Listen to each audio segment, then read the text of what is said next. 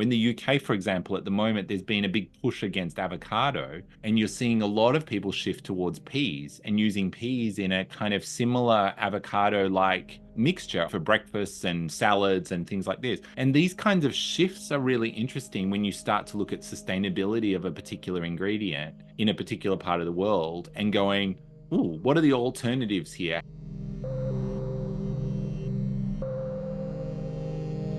Welcome back to the You're Great podcast with your host, Cheeky Beanie Eater, Unique Hammond. Today I sit with Paul Newnham, who currently leads the SDG2 Advocacy Hub, a network convened to connect NGOs, advocacy groups, civil society, private sector, and the United Nations agencies around sustainable development to end hunger, achieve food security, and improve nutrition, and promote sustainable agriculture by 2030. We had such a fascinating conversation because Paul is really focused on increasing legume consumption globally over the next 5 years. And I just thought it was so wonderful. The education, the recipes, he's getting chefs involved under a project called Chefs Manifesto. He's got a wonderful podcast out called Future Fork. So there's just a lot. Paul is just a deeply passionate person around legumes, and obviously I am deeply passionate about legumes myself, so it was just a really fun educational conversation for me on so many levels. I hope you enjoy our conversation, and I hope you will follow the Instagram Beans is How and really check out Paul's work, because I feel like it's such an important conversation that gets lost in the health, the Instagram health conversation, really, because people are fighting over these myths around nutrients instead of really just zooming out and looking at the big picture. So love this conversation, and I hope you enjoy it as well.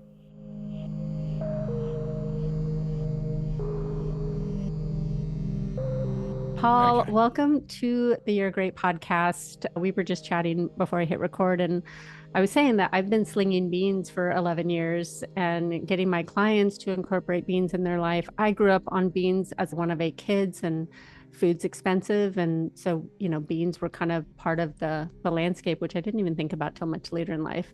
Your Instagram came to my attention. I don't even remember how, but Beans is How. And I was like, wait, there's somebody out there slinging beans, because there's an interesting landscape of people who are like, beans are bad. And you're like, what are you talking about? Beans are amazing. So how did you come to beans? Firstly, thank you for having me on, and always great to talk with a fellow bean slinger. So, no, absolutely. And yeah, so how I came to beans. So, beans kind of came to me. So, I've been working on food system transformation, leading an organization that works at the intersection around food, agriculture, and nutrition. And so we are working across the UN, private sector, civil society around their sustainable development goals. And as part of that, we're looking always at the big challenges we face in our food system. So we're looking at the challenges around agricultural impact on food and water systems, our soil, looking at the nutritional challenges of our modern diet that we have now, and then also looking more recently at some of the challenges around cost and affordability of foods. And so, as we were looking through that, I was involved in the United Nations Food System Summit, which the Secretary General pulled together in 2021. And I was helping on leading some of the public engagement work there. And as part of that, we were bringing together lots of thought leaders from across the ecosystem: scientists, agronomists, chefs, other food companies. And we were in one particular meeting where we were sitting there, and a chef actually came on. His name's Sam Cass. He was the chef for the Obamas in their first term at the White House, and the second term he was heading up food policy for the White House. And Sam is he's a good friend. He's very practical, but he got into this call and he goes, okay, guys, this all sounds super complicated, trying to change the food system. He said, what if we could all just focus on one thing, focus on something we can all agree on and that most people wouldn't have a problem with, they kind of get is good for, it's a win-win-win. And he said, let's just eat more beans. and double the bean consumption. And straight away, that resonated with a group of people in the room that were less animated up until that point. They were kind of listening to the debates going back and forth. And then they were like, oh, this sounds, interesting.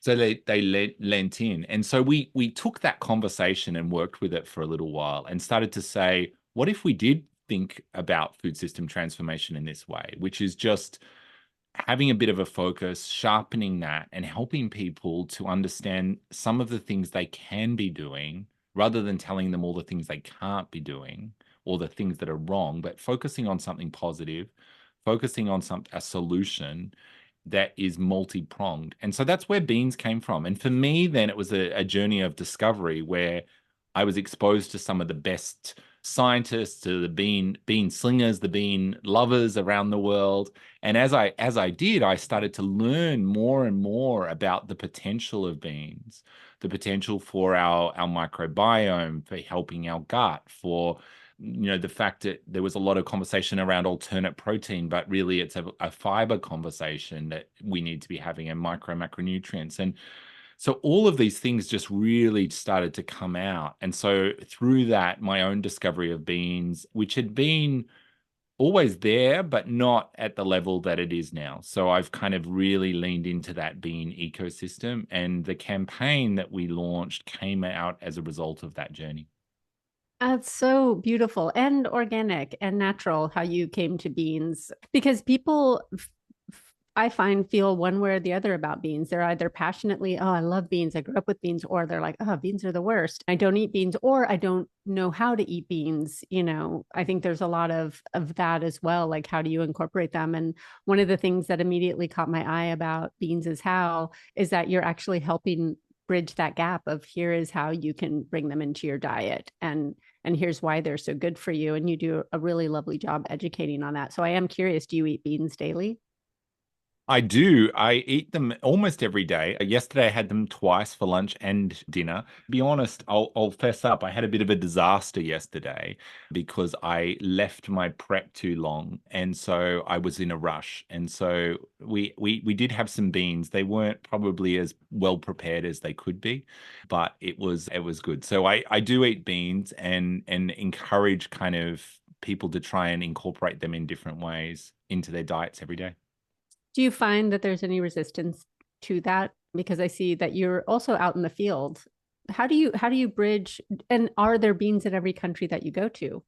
Like, what is the So bean conversation?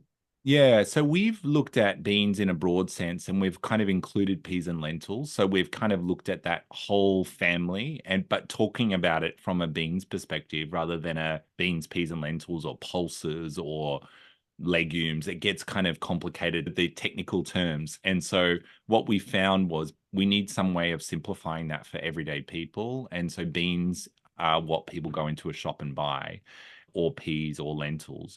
But when you look at beans, peas, and lentils around the world, you do find that almost every culture in the world, there is a history of some form of bean, pea, or lentil that's a part of their culture, that indigenous communities ate, that they harvested. And, you can find back in history right through to the Stone Age, beans in digs in the Library of Alexandria. There's lots of places where you can see these ingredients. And so what I like is the fact that they are so diverse. It's a big, diverse family. It's not just asking people to eat one thing, and diversity in our diets is one of the big challenges we face.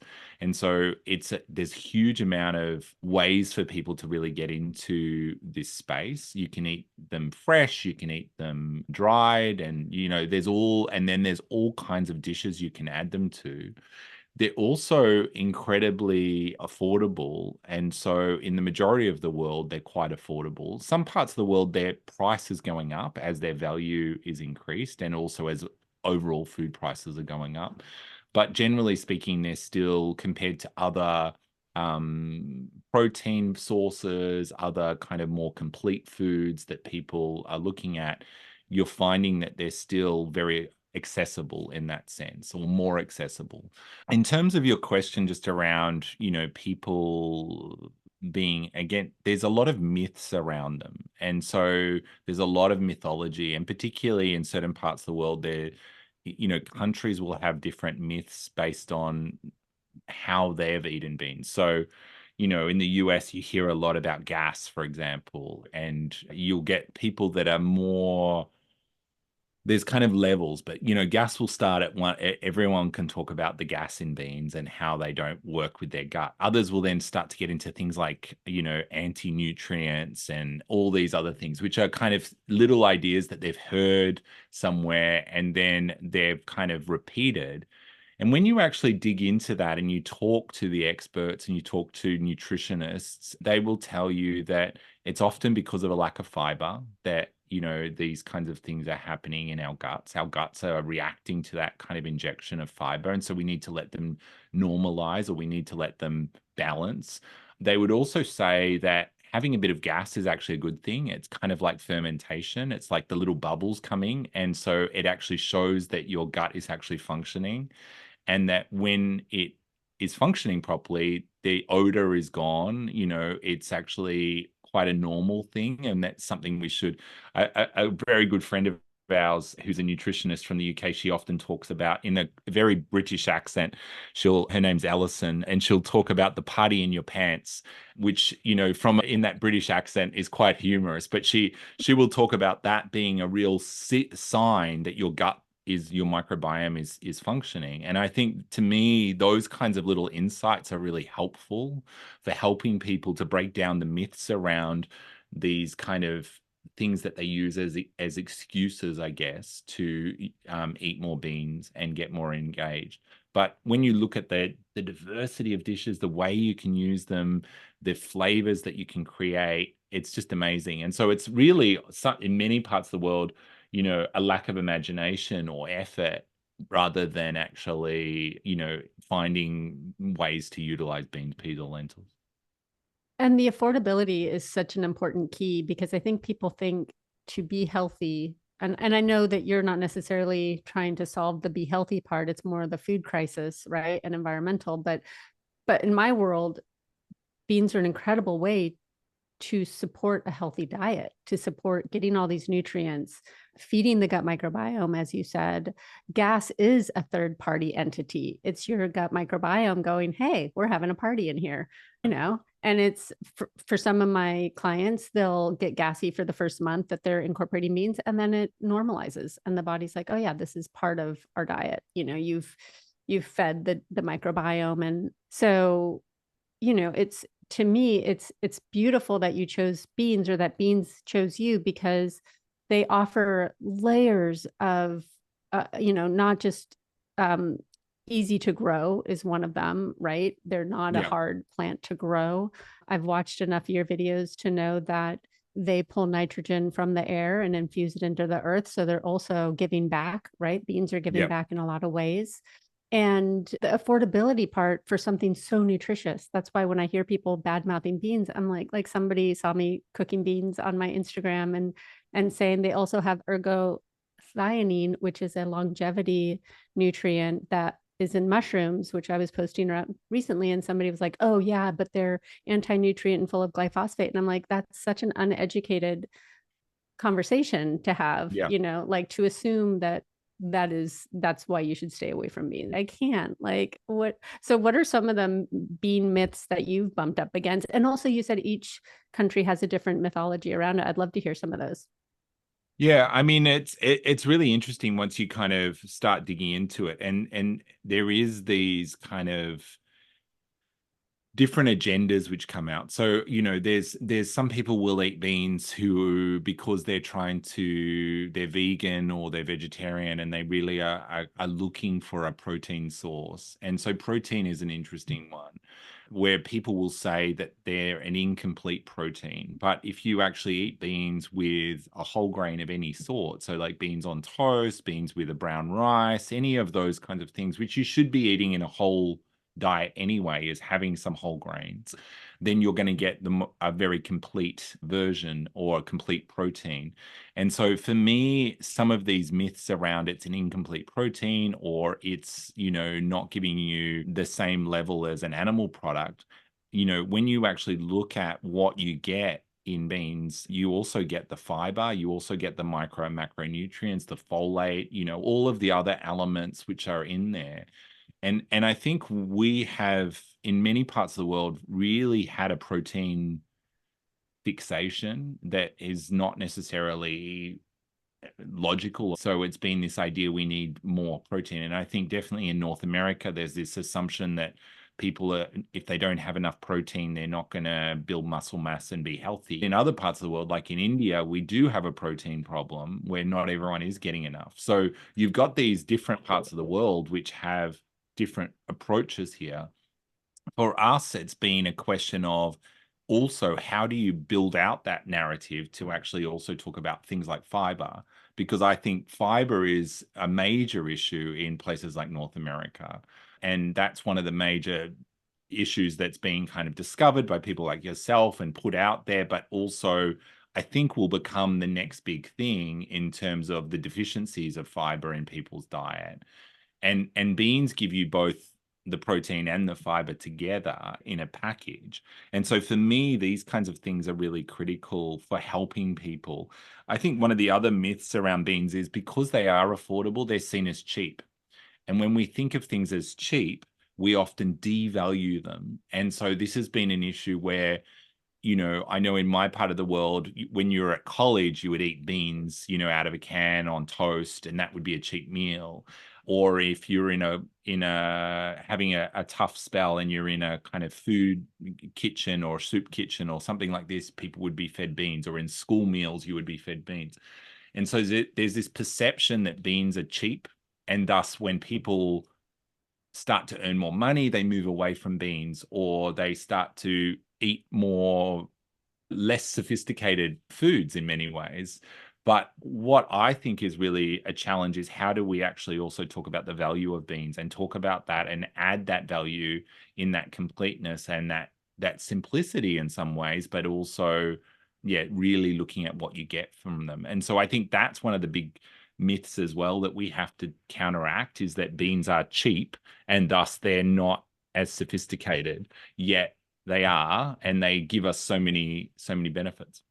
Yeah, that one kills me. I actually save money and I'm healthier eating beans. So to me, it's like calling it peasant food is just, I just giggled. You can also find really, you can buy quite unique and specific bean varieties that are heirloom varieties that are the most beautiful ingredients and that are small batch, and so there's all kinds of ways to find elevated beans as well, if it's a status thing from that perspective. Oh yeah, you can always find a way to spend more money for sure. You can, but we don't need to. but buy, yeah. And I was also looking through your content and I thought it was so beautiful how you got these chefs involved. So tell me more about that part of the Beans is How movement. Because what I also saw is that you wanted to double bean consumption by, was it 2028 or Yes. 2030? And I love that so much because honestly, it really helps my job having you out there advocating for beans, because I've been doing it what feels like by myself for a while. There's bean people everywhere, put it that way. But I call it the legume league. It's like I have a legume league. It's all of these people who in their families, in their neighborhoods are getting people to eat more beans. And then I found you and I was like, okay, you're getting people to eat more beans and doubling it. So how are you going to do that? So sometimes when you set a goal, it's then you've got to work that out. And so we set this goal of doubling it in 5 years. And that's when I talked to different scientists, that's what they said. So some of the brightest minds were kind of in the bean world said it's going to take you're going to need at least 5 years. And so we set that goal. What we're trying to do now is rally, and we have a network of 90 organizations around the world that have joined a coalition to try and work towards this common shared goal. And so it's literally that legume league. We call it the Beans is How Coalition. And that group we've worked with a science and innovation advisory group that's helped develop a theory of change. So that's essentially looking at that we're going to focus on two areas. One is looking at the policy frameworks that exist.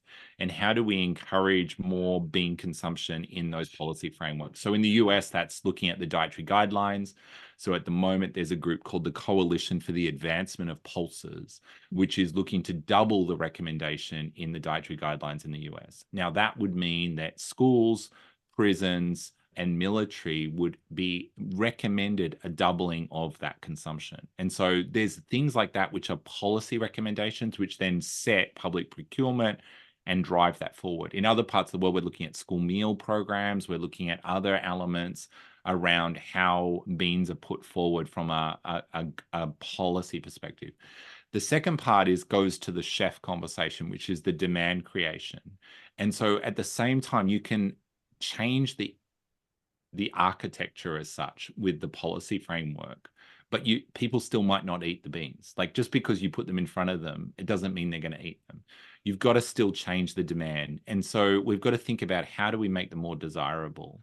And so we're working on that market by market. But the idea is to work with chefs to put more beans on menus, so that when you go to a restaurant, you can actually make a choice around beans and you can see them. And that might be a dish that's focused on beans, or it could be beans as part of a dish.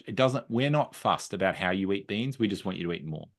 So what we've done is work with chefs to kind of put beans on the menu. So we did this in New York City during Climate Week. We had 60 plus restaurants putting beans on the menu. We're going to be working in other cities at the moment. So we're just looking at London. We're looking at Nairobi. We're looking at New Delhi. We're looking at other cities around the world where we're going to be working with chefs and restaurants to put beans on the menu. That's going to be in fine dining and more kind of accessible restaurants, and then also in corporate catering. So thinking about canteens, thinking about school canteens to company canteens, where beans can be provided as well. And so we've seen super exciting things where people are replacing pastas with bean pasta. We're seeing people working to develop new products and new accessibility. So it's been really amazing to see how that's starting to show up. But chefs have this ability to showcase, to highlight, to be able to elevate, and to also be able to excite us around food. And so we've been working in partnership with a number of chefs to do that. That's really amazing. And honestly, like, I know this just because I've worked with thousands of people who literally, like, you can't find beans unless you're going to a Mexican restaurant. Yeah. You know, and there's certain countries that are more legume heavy, but I have to say, I just went to Nicaragua and the locals were telling me that they all privately grow red beans, which I love red beans, by the way. I'm like, I buy big bags of them when I'm in Costa Rica or Nicaragua.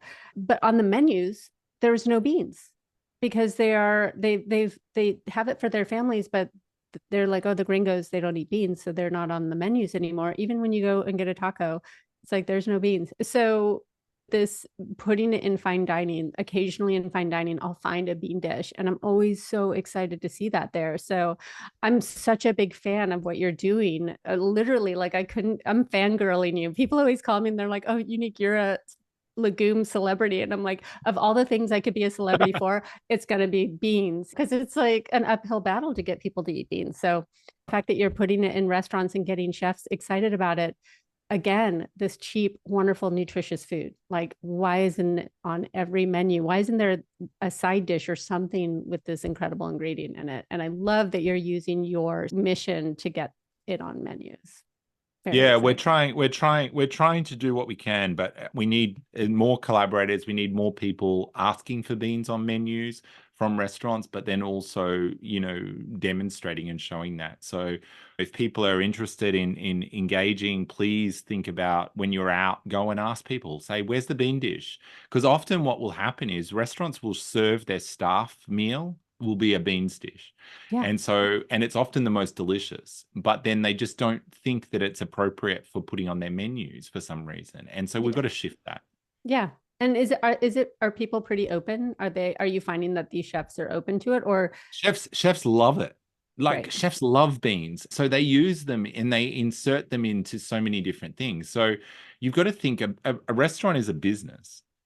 And so ingredients are going up. So what do you need to do? You talked about at the beginning your large family eating beans, well, it's the same in a restaurant. You're trying to make ends meet. You're trying to work that out. So you need to think about ingredients which are more accessible, more affordable to build into your dishes. And so beans, peas, and lentils can become a really key element for doing that.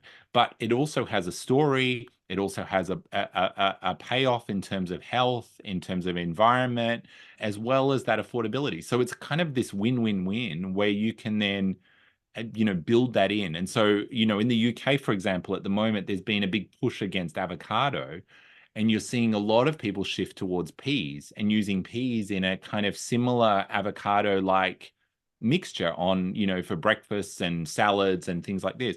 And these kinds of shifts are really interesting when you start to look at sustainability of a particular ingredient in a particular part of the world and going, ooh, what are the alternatives here? How do we look at that? And peas are amazing, in the UK. They can grow them. They have a lot. There's a lot of tradition there. So those kinds of shifts are really interesting that happen as well.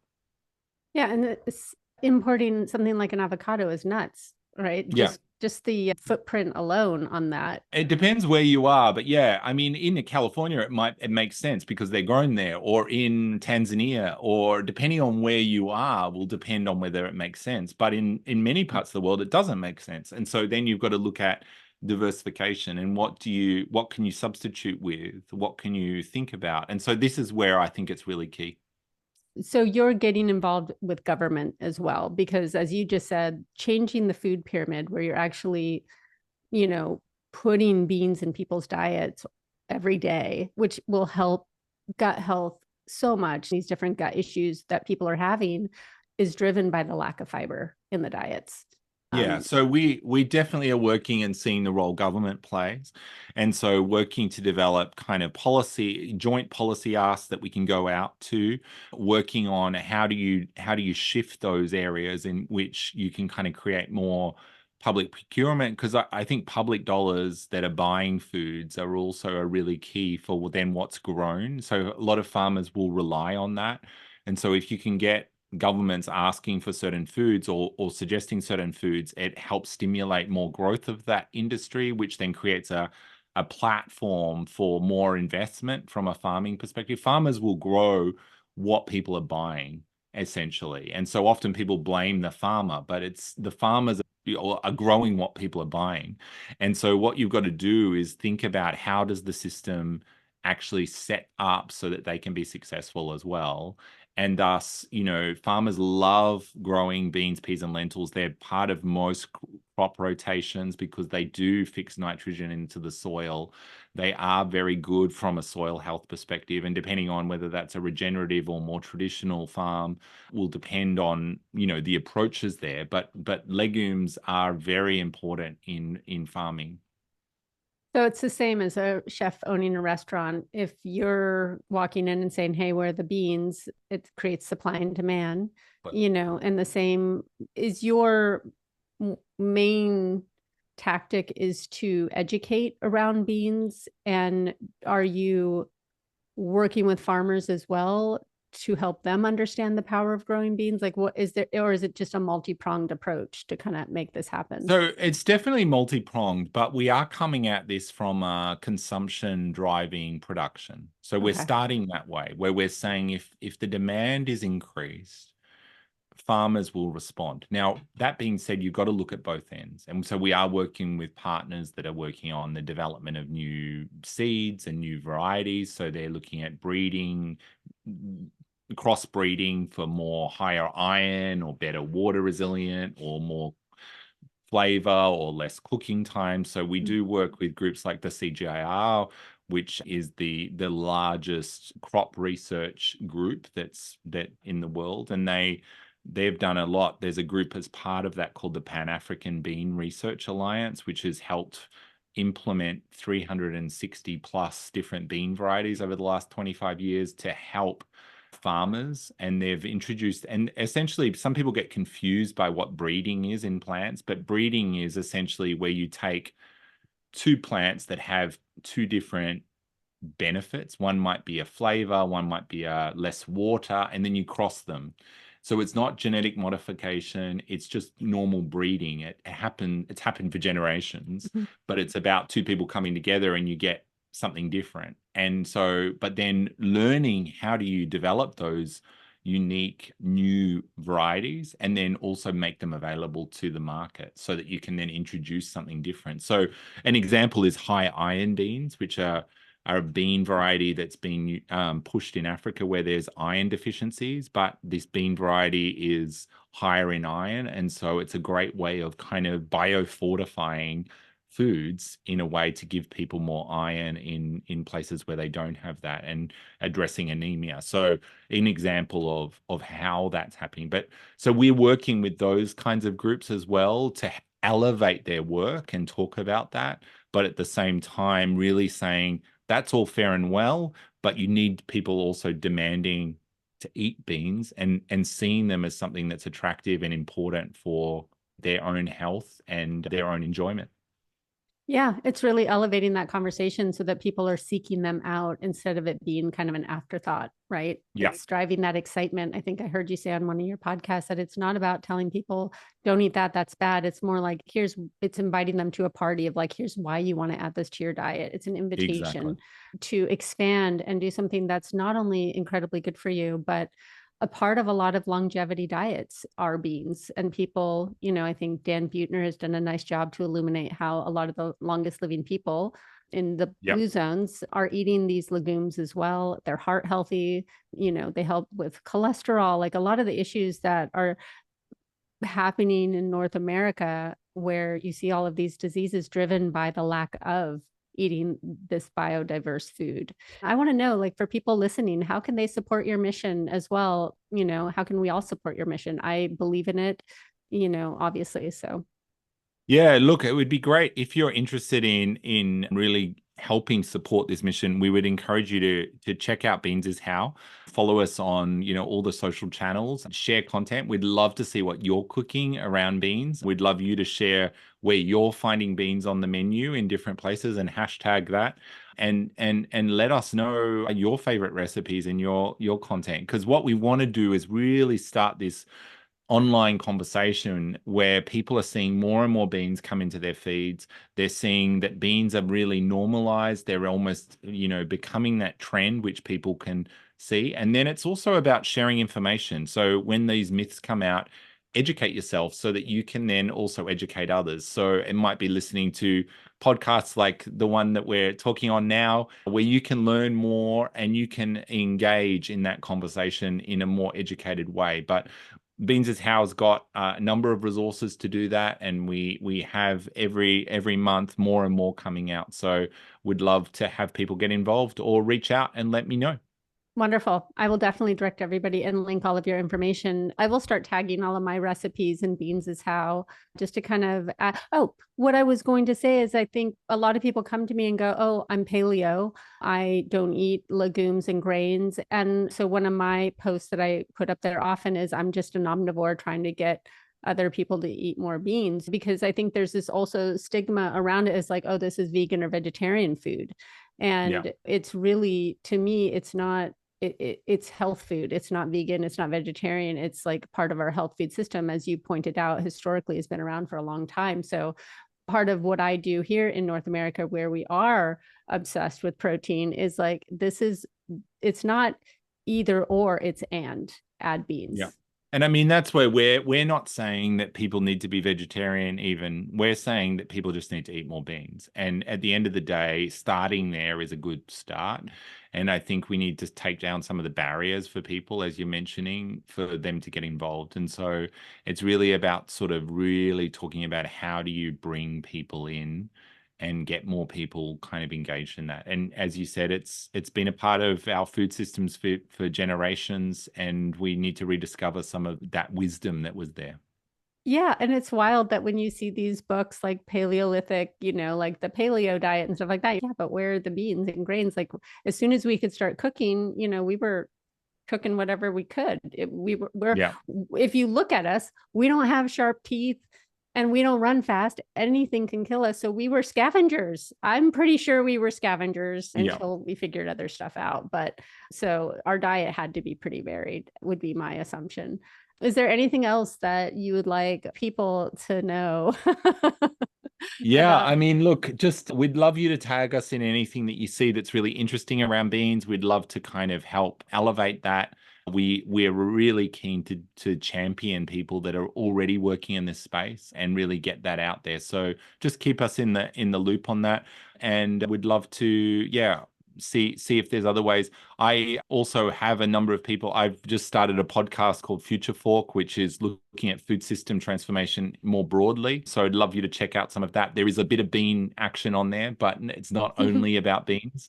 And so if you're interested in finding out also some broader kind of conversations around food, then please take a look. I definitely am. This is an area where I'm incredibly interested and would love more education. I have to say that my eyes always kind of glaze over when I hear about how to end hunger because I feel like it's such an overwhelming prospect. It's like, how do you tackle something so overwhelming that is happening in every country?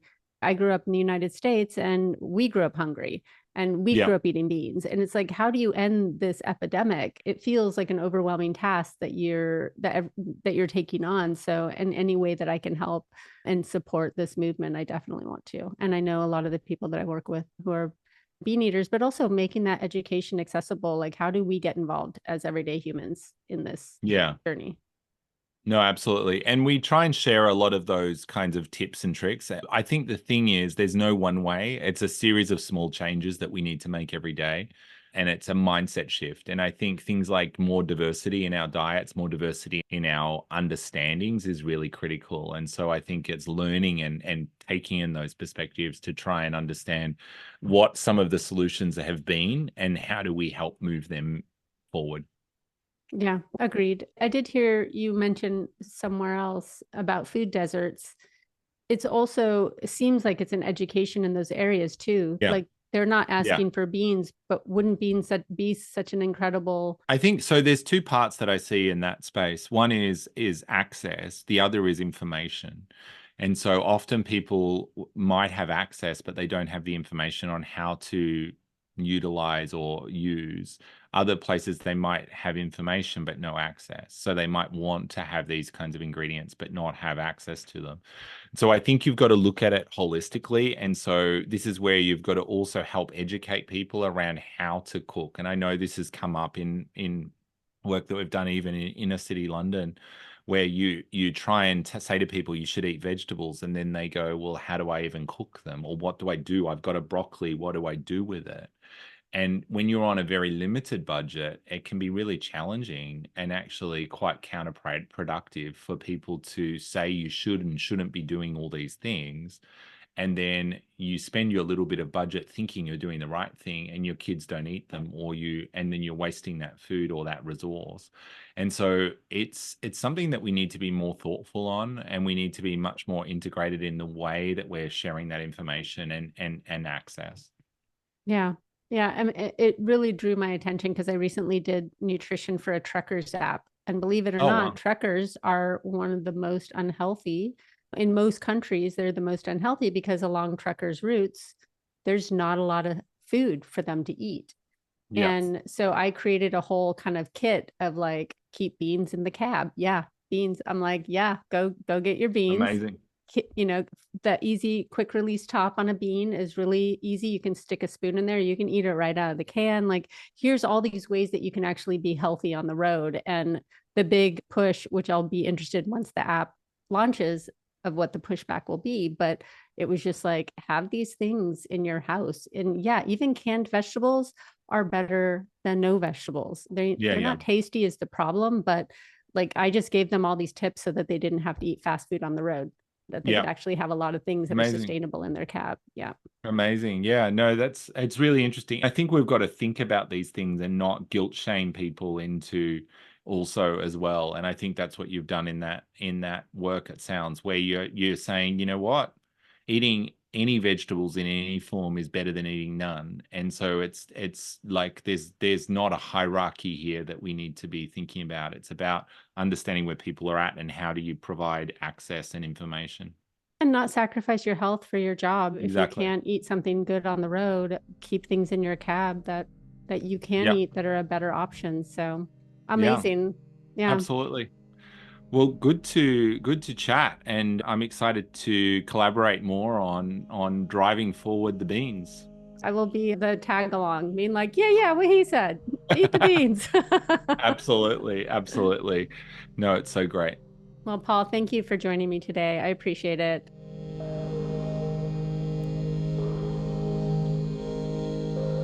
Thank you so much for listening to the podcast, for your interest in the work that I'm doing. I did want to remind you that my next women's 12-week group will start in September, and it will bump right into the holidays, giving you the tools and the foundation you need to navigate the holidays and take care of your wonderful health. You know, health is a lifelong commitment. Notice I didn't say it's a lifelong perfection. It's a lifelong commitment to the foundations of health. These foundations will support you throughout your entire life. These are the tools that I give you in my 12-week course. Obviously, if you are unwell, then you're digging yourself out of the hole before you just focus on the foundations, right? You're actually having to do a little bit more work, have a little bit more dedication, but also knowing that there's a finite amount of time, right? There's a million reasons to not get started. There's a million more to not keep going. Be the 1%. Be the one that keeps showing up. Good days, bad days, hard days. And I'll be here for you. Always. I hope wherever you are in this beautiful world, you're taking care of your incredible health, your incredible body, and I'll see you next time.